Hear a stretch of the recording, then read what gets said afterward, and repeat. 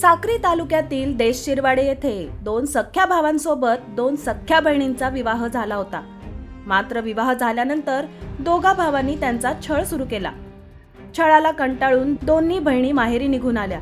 मात्र त्यानंतर या दोन्ही भावांनी दुसरा विवाह केल्याची तक्रार दाखल करण्यात आली आहे. या प्रकरणी चौघांवर पिंपळनेर पोलीस ठाण्यात 2 गुन्हे दाखल झाले आहेत. मिळालेल्या माहितीनुसार देशशिरवाडे येथील दोन्ही बहिणींचा विवाह धुळे तालुक्यातील आर्वी येथील सुनील आणि अनिल सोनवणे या सख्ख्या भावांशी 2016 मध्ये झाला होता. लग्नानंतर काही दिवसांनी दोघी बहिणींचा छळ सुरू झाला. तसेच त्यांना जीवे मारण्याची धमकी दिली गेली.